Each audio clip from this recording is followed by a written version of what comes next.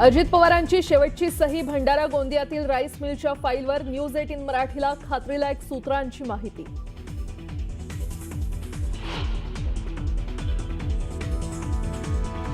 अजित पवारांच्या विमान अपघाताची युरोपियन संस्थेकडून होणारी चौकशी एका बड्या नेत्यानं रोखली, रोहित पवारांचा मोठा आरोप।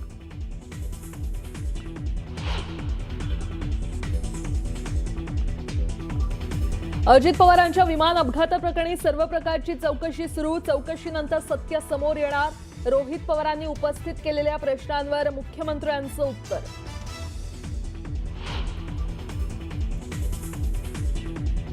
अजितदादांच्या विमान अपघाताची सरकारनं चौकशी करावी, अपघाताचं सत्य देशासमोर यावं हीच आमची मागणी। रोहित पवारांच्या आरोपांवर तटकरेंचं विधान।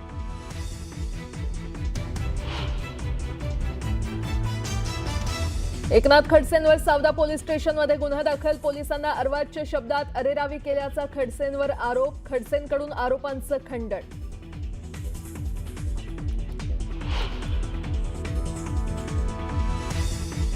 पुणे जिल्हा नियोजन समितीची आज बैठक, पालकमंत्री सुनेत्रा पवार बैठकीला राहणार उपस्थित। सुनेत्रा पवारांच्या अध्यक्षतेत जिल्हा नियोजन समितीची पहिली बैठक।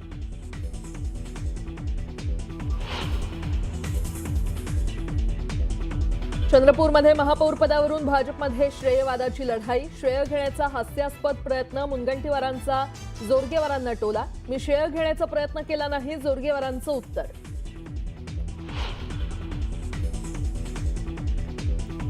रणवीर सिंगला एका व्हीपीएन नंबरवरून धमकीचा कॉल आल्याची न्यूज 18 मराठीला सूत्रांची माहिती। आरोपींची रणवीर सिंगकडून पैशांची मागणी।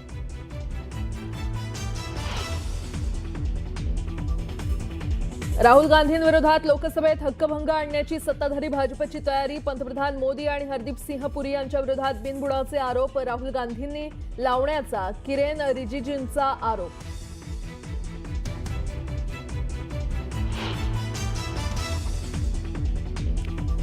राजस्थानमध्ये भारत पाकिस्तान सीमेवर मोठा सैन्य सराव, खरगा सॅपर्सच्या जवानांसोबत फायर अँड मूव्ह ऑपरेशन नामक सराव।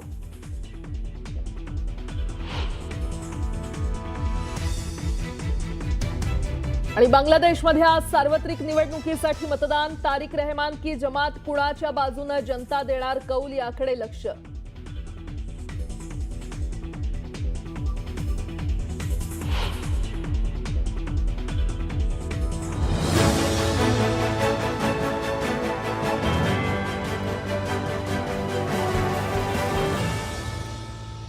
न्यूज 18 मराठीच्या कॉटन किंग स्टुडिओ मध्ये आपलं स्वागत। नमस्कार, सुप्रभात, गुड मॉर्निंग। मी प्राजक्ता तांडेल, तुम्ही पाहताय न्यूज 18 मराठी, आवाज महाराष्ट्राचा। सकाळच्या पहिल्या बातमीपत्रामध्ये आपलं सगळ्यांचं स्वागत। बातमीपत्राच्या सुरुवातीला एक मोठी बातमी, अजित पवार यांच्या विमान अपघातावरून रोहित पवार यांनी अनेक शंका उपस्थित केलेल्या आहेत। मुंबईतील बैठका आणि भेटीगाठींमुळे अजित पवारांना बारामतीला जाण्यासाठी उशीर झाला आणि त्यामुळेच त्यांनी खासगी विमानानं जाण्याचा निर्णय घेतला। पूर्व विदर्भातील एक नेता फाईलवर सही करण्यासाठी अडून बसला होता, ती फाईल आणेपर्यंत बराच वेळ गेला। उशीर झाल्यानं अजित पवार दुसऱ्या दिवशी विमानानं गेले असा दावा मंगळवारी रोहित पवार यांनी केला होता। अजित पवारांनी शेवटची सही कोणत्या फाईलवर केली याची माहिती आता न्यूज 18 मराठीच्या हाती लागली आहे। भंडारा गोंदियातील राईस मिलच्या फाईलवर अजित पवार यांनी शेवटची सही केली अशी माहिती सूत्रांनी न्यूज 18 मराठीला दिली आहे।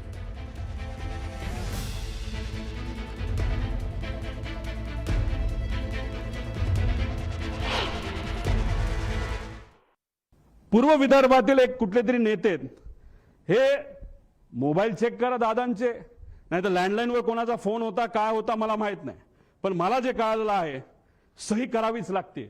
फार महत्त्वाची फाईल आहे आणि मग ती फाईल कुठे हे जेव्हा बघितलं गेलं ती फाईल घरी नव्हती, ती फाईल मंत्रालयाच्या कार्यालयामध्ये होती दादांच्या। दादा कुठलीच फाईल मोकळी ठेवत नाहीत, पण अचानक ती फाईल तिथं होती। मग ती दादांनी बोलवली, बोलवण्यात येण्यात मुंबईचं संध्याकाळचं ट्रॅफिक तुम्हाला माहिती आहे, ती फाईल पोहोचूस तर वेळ गेला। वेळ गेल्यानंतर ती फाईल आली, पण एक मोठा नेता आपल्या पक्षाचं बोलत असेल तर सही तर करावीच लागेल।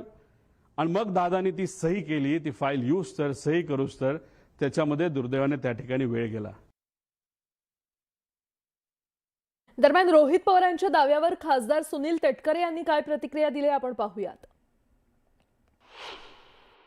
नाही, त्यांनी माझं नाव घेतलं असं कुठे सांग म्हणजे मग मला उत्तर देता येईल.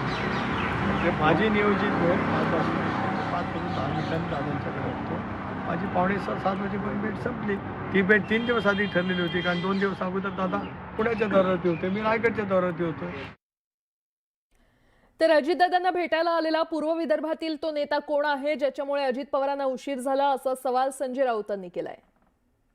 पूर्व विदर्भातले ते नेते कोण आहे सांगायला पाहिजे. ते भारतीय जनता पक्षाचे आहेत का, ते राष्ट्रवादी काँग्रेस पक्षाचे आहेत का, ते कुठल्या पक्षाचे आहेत, त्यांचं नाव सांगायला काहीच हरकत नाही. जर ते नेते पूर्व विदर्भाचे अजित पवारांना मुद्दाम उशिराहून भेटले असतील आणि त्यांचं मोटारीनं जाण्याचा प्लॅन त्यांनी रद्द करायला लावला असेल तर त्या नेत्याची चौकशी व्हायला पाहिजे. तो नेता कोण, कोणत्या पक्षाचा आहे. अजित पवार यांच्या विमान अपघाताची चौकशी एका युरोपियन संस्थेकडून केली जाणार होती. मात्र एका राजकीय नेत्यानं जाणीवपूर्वक हा तपास युरोपियन एजन्सीकडे जाऊ दिला नाही, असा खळबळजनक दावा रोहित पवार यांनी केला. मंगळवारी झालेल्या पत्रकार परिषदेत रोहित पवारांनी विमान अपघातासंदर्भात खळबळजनक आरोप करत घातपाताची शंका उपस्थित केली. विमान कंपनीचा कारभार, विमानाचा मेंटेनन्स आणि अचानक बदललेले पायलट तसंच विमान सेवेची व्यवस्था करणाऱ्या कंपन्या अशा विविध मुद्द्यांवर शंका उपस्थित केली. त्यासोबत अपघाताच्या तपासावर देखील काही सवाल केले. पुन्हा एकदा त्यांनी दिल्ली पत्रकार परिषद घेत खळबळजनक दावा केला.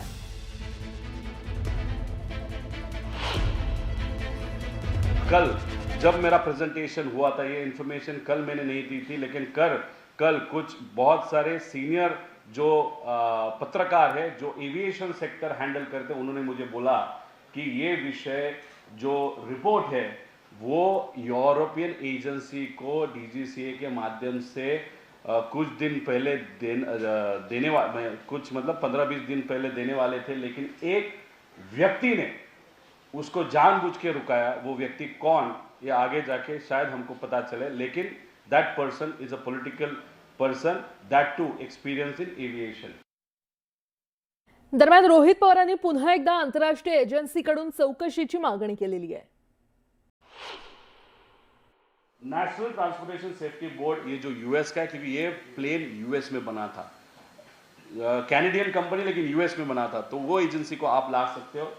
फ्रांस की जो एजेंसी है उसको भी आप इन्वॉल्व कर सकते हो, जो सिविल एविएशन सेफ्टी फ्रांस, उसी के साथ यूके भी AAIB एजेंसी है, वो भी, इसमें से 2 एजेंसी कंपल्सरीली CID के साथ, CBI के साथ, DGCA के साथ, ये तीनों में से 2 कंपनी इन्वॉल्व होनी चाहिए, ऐसी मांग वहाँ पे फैमिली और लोगों के तरफ से वहाँ पे मैं यहाँ पे कर रहा हूँ. आगे आंतरराष्ट्रीय एजन्सीकडून चौकशीची मागणी करणाऱ्या रोहित पवारांच्या मागणीबद्दल मुख्यमंत्री काय म्हटलेत पाहूयात.